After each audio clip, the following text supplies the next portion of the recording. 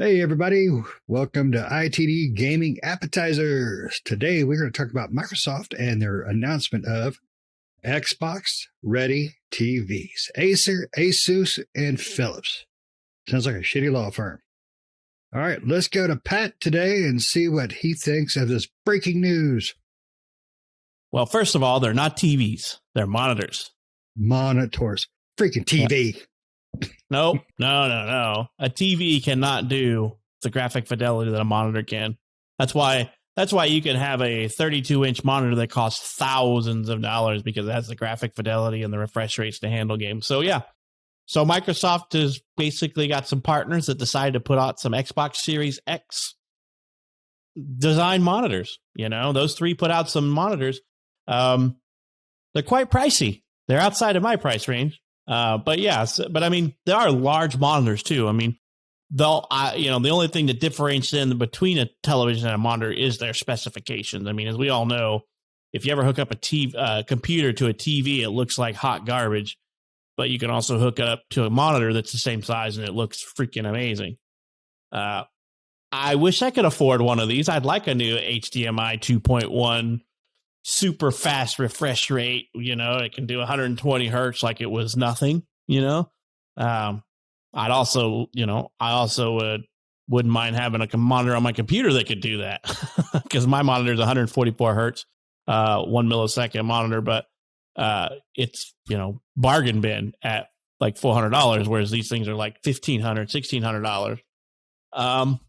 I wish I could afford one. They look super sweet. The Asus Republica Gamer one looks really sweet. I want it. It's 43 inches, but I don't know if I want to downgrade my TV for one of these. I don't know about you guys, but I like my 65-inch TV, and I'm not sure I have a discerning enough of an eye to tell the difference between like 120 hertz television panel and one of these 120 hertz FreeSync monitors, that's super high resolution. I don't know. I would love one. I think the cheapest one in there was like the $950. Was Asus. Was the Asus the 100? No, I think the Acer was the 140. Yeah, Acer was the 950, $949.99. Right, and then the Republic of Gamer one was like 1,600, wasn't it? Or was that the Philips?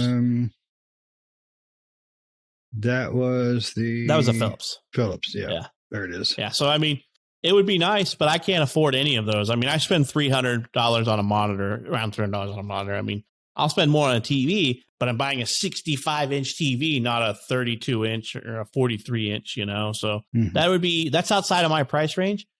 Cool idea for anybody who doesn't want to buy a big ass TV, but I think it's not overkill for a monitor. I've seen $2,000 monitors easily that are in the 32-inch size and stuff. Nick, you gonna buy one of these, man? Nope. I am gonna buy a new TV. I mean, my TV is a 4K HDR TV, but I'm gonna buy a new 4K HDR TV. Yeah, I'm the same boat. I like these monitors. Monitors do have a really nice visual presence, no matter what type of monitor you buy. I mean, especially the high-end ones, you're going to get something really good. And I bet these monitors are great, but they look fantastic. But I'd rather have a big-ass TV, as you said, Patrick. I like big-ass TVs. So I'd rather have a big-ass TV that can at least do HDMI 2.1, do 120 hertz, HDMI or HDR, all the bells and whistles. And as much as I love monitors, and I really do, I'd rather just have a big TV. So, I mean, but, for those people that want to buy a gaming monitor like this and want to spend the money for it, have at it. I bet it's awesome. I bet it's an awesome monitor, and I bet it's cool looking. It's just not for me personally. But, if I had expendable money, would I buy one? Probably. If I had expendable money, if I just had money just laying around like, hey, I could buy a TV with that or a monitor. Sure, I'd buy one. But I don't.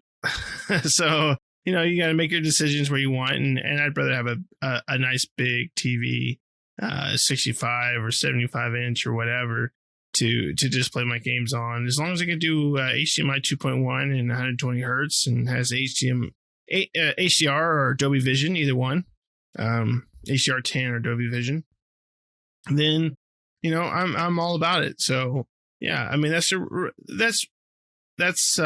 way I'd rather go. But awesome for Microsoft to come out with these these monitors that are made for their console. I mean, in a way, you could probably use them on anything, but they're kind of advertised to be made for their consoles. So yeah, good on them to invest in that. That's awesome. I wish Sony would invest in something like that, or Nintendo. Invest in these monitors or even TVs that are just kind of made for them. And, even though they are just monitors and TVs that can be used for anything, to kind of put their name behind it and say, hey, these are designed for us. That makes you feel like, okay, cool. I want to get the most out of whatever I have, being an Xbox or a PlayStation or a Switch. I'm going to get the most out of it by buying this product. Right? So awesome. I'm down with that. Shane, what do you think about it, man? I'm reminded when I read this article that I need more money in my life. I don't have enough. I would love these monitors. Honestly, right now, my console gaming setup is a 55-inch. I could probably drop down to that 43 and not hurt too much. But, if the picture quality is that much better, I'd probably just fine with it. Because right now, I'm going to be losing my game room because my oldest is moving in. But right now, my setup is perfectly fine for that size. This room is my entertainment room. This is, I play my games. The whole family will come up here and we'll watch movies because I got kick-ass surround sound, blah, blah, blah. But this would be awesome to have on my, my computer. I bought me a computer, a little less than 6 months ago. I'm a happy boy. Finally got a new one. I haven't had one for a while. And a great monitor would be awesome to have. I got this one here from Russ because I've spent way too much money on game shit this last 6-7 months between consoles and PCs. But yeah, these monitors would be cool to have. I'm not a big tech guy. I mean, you could tell me all the fancy blah, blah, blahs from it, but I'm going to trust these two ladies right here because if they say they're badass, then they're badass. But the prices are a little way too much out of my range. $1,000 or $950 for a 28-inch. That's a little nutty to me. I can buy. Well, you could get that Philips. That Philips is 55-inch for $1,600. There you go. It replaces the 55-inch that's up there already. How much did you say? $1,500? $1,600? $1,600 is $1,599 for a 55-inch. The Philips Momentum. Honestly, that's not bad considering I paid a little over $2,000 for, and this is 12 years ago, for my 3D plasma TV I have. So honestly, it's not bad. Hint, hint, if the wife is watching. I think it would be pretty cool to have. And a 55-inch that I could hook my freaking computer up to, that would be pretty sweet. Very, very sweet. Right. I mean, it's definitely geared towards gamers, though. I mean, PC gamers especially, because these are PC gaming monitors. But Microsoft, slap an Xbox on there, they're going to look amazing. So, all right. But I mean, birthday's coming up, so hint, hint. I don't necessarily know if you need. I mean, you can spend this. I mean, really, for Xbox, as long as you get something that's HDMI 2.1 and can do 120 hertz, you're doing just fine. I mean, I don't know if the majority of people's eyes can even be that discerning to tell the difference between like one of these and a standard 65-inch television with 120 hertz panel on HDMI 2.1. Oh, these glasses were designed for it. I mean, I think the thing that'll help most people out when they buy an expensive TV is just to have it calibrated. I mean, if you could afford to have your television calibrated, you'll notice a night and day difference between the hot wall TV that you get from the store and something that's been professionally calibrated. Because everything that comes out of the box is usually pretty garbage on the calibration levels. And a professional can come out and put a white level tool and a color leveling tool on their TV and set it up perfectly for the room darkness and depth. And and it makes night and day difference. Unfortunately, that service is usually a couple of $100 to $400, so it's out of range. I mean, if you're you buying. can do it yourself. There are tutorials and things online to Without a do it. professional tool, you can't measure the wavelength, so Right. you're just eyeballing everything at that point. Yeah, you are eyeballing, but even in eyeballing, you're gonna get it's gonna look pretty good for your eyes because your eyes are the ones eyeballing it, right? But yeah, I agree. Yeah, jokes there. I agree though, Pat. I mean, if you did pay professional with the tools, because there are tools to measure that stuff. I mean, if you look at any professional TV YouTuber or site, they will talk about using these particular tools to measure white balance and dark balance and color balance and gamut and various things like that, and contrast and sharpness and all that stuff. And there are various tools to measure how it looks in your environment. So, but they are expensive most of the time. I agree. They are expensive to have these people come out and do that stuff. But, a lot of consoles and also TVs try to help the, they do it where they can to help the purchaser get these levels and everything how they want them to be. But yes, it is all eyeballing. You don't have the tools to measure that stuff. Yeah, my TV can, with my app, it for my TV allows me to go in and do professional, air quoting here. The problem was, though, I go online to see recommended settings and whatnot, and I've tried 3 or 4, and none of them give me the pop that I want. I mean, I love my TV. I do. It's slightly older. It's 3 years old now, I guess. But it doesn't have the pop. Like, Pat, your TV and your game area there, it's got pop to it. I don't know if you had yours professionally leveled, but it might just be because of the TV as well. But it looks great. Mine, looking at it on the wall at Best Buy or whatnot, ooh, pretty. But when I got it home, you're right, you don't get that pop. Now, I don't know, is a monitor easier to do that calibration on, or is it basically the same? It has a wider range. Monitors have a wider dynamic range for colors and things like that than televisions do. They're designed specifically to handle. Your television is never designed to handle 144 hertz or anything that a computer or a console or anything can do. So monitors are designed to handle faster movement. Like, who cares if you're watching a football game and it can't track the football properly? But when you're playing a FPS game and you can't track the cursor, the monitors are designed for more precision, more removing of the artifacting and stuff like that. So that's the big difference. I mean, you could still calibrate a computer monitor just like you can a television monitor, but it's just not as popular because the wide variety of what you're going to see on a computer monitor I'm pretty sure that somebody will take your money to calibrate your computer monitor, but it's not as a popular thing to do as a television. And it costs usually a couple $100. And my TV is not professionally calibrated. It is done what Nick has said. It's the eyeball calibration. I had access to the tools to do some of it, but it's calibrating it eyeball. My basement's also dark, so it tends to lend better to the visuals. I don't have to have it programmed perfectly for white balance or the color gamuts and stuff. So mine's eyeball calibrated as well. I looked online. There are tutorials and stuff like that depending on the TV you have, right? You can look at the TV you have and say, like, I want to use this for this, right? Whatever it is, gaming or whatever it is. And you will have calibrations on there that say, okay, put it to this, that, or that other. And there are a ton, right? There can be quite a few different calibrations depending on the person, but you're going to find a calibration that works for you.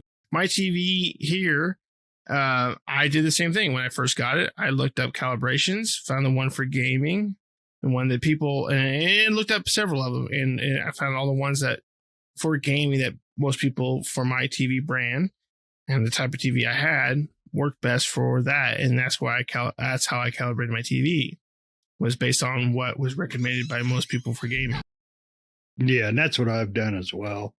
But I don't have the greatest eyesight anymore. I ain't gonna even lie. I lied. These aren't made for calibrating TVs. Here's a just so I can not crash into people on a drive. But I love the ideal of Microsoft doing this. And I honestly, I think that 1600 is not bad for a 55 that does this. So that might be something I might have to just save up for. Well, and I think a big difference too is that, and Nick is probably the same way as I am. My TV in my basement, I bought for specifically gaming.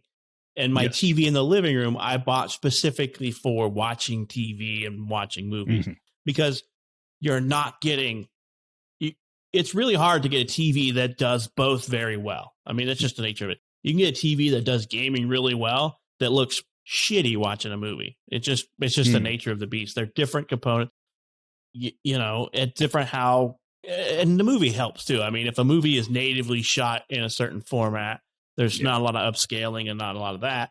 But games have a lot of upscaling, a lot of, like the new trend is ray tracing and crap like that.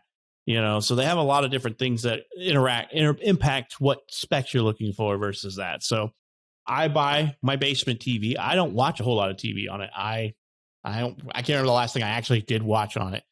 I actually play games with it. That's all I really use it for. And then my upstairs TV, I don't play games on because it looks like crap when I game on it. Looks great for watching TV, crappy for playing games. So, it's just that. And Nick probably does the same thing. I think you have a gaming TV and you have an entertainment TV, right? Yeah, exactly. My game room has a gaming TV, and my living room has a TV movie watching TV. They're both made for very different things, So yeah, exactly. I agree. I buy TVs based on what I want them for. The one for the living room I bought for TV watching. Most of my kids and my girlfriend and everything like that want to watch TVs and movies in there, and that's what it's for. The one in the game room, I don't remember the last time a TV program has ever been watched on it. And that's the point for it.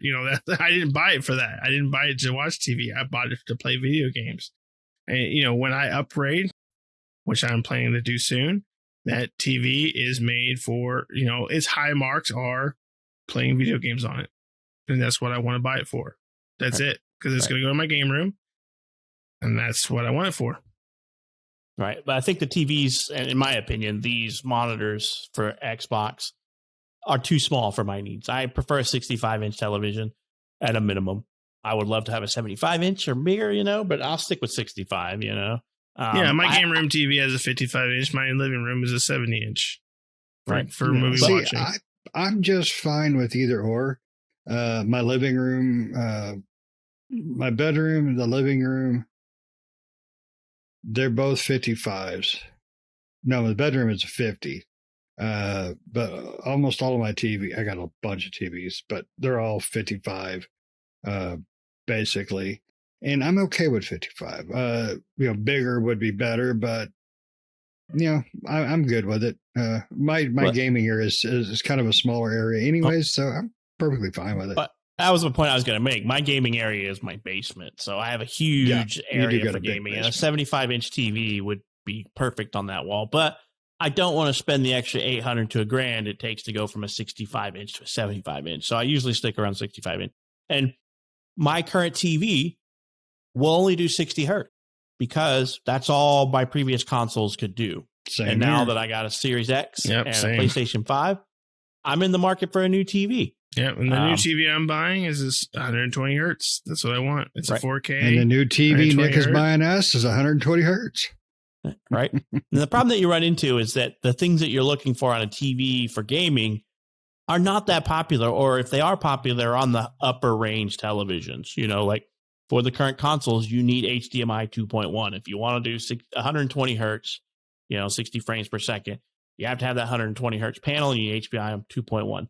So that's what you need to look for in a TV for gaming. And like I said, these are designed specifically for Xbox, so they say they will do this. But I've not looked into the specs much more, but do they have one port? If they're designed specifically for the Xbox, there's probably one port that does that. And that's the problem you run into with current televisions, right? I mean, I need more than one port to do the HDMI 2.1. I got a PlayStation and I got an Xbox. Mm-hmm. And then who knows what the next console that will come out. Maybe Nintendo's going to come out with a new 4K that I can plug in this HDMI 2.1, but still to be determined. I don't want to keep unplugging my plug and plugging it into a different port, because that's what happens with the current top end television for gaming, is they have that crappy, we have one HDMI 2.1 port. And I'm like, that doesn't help me.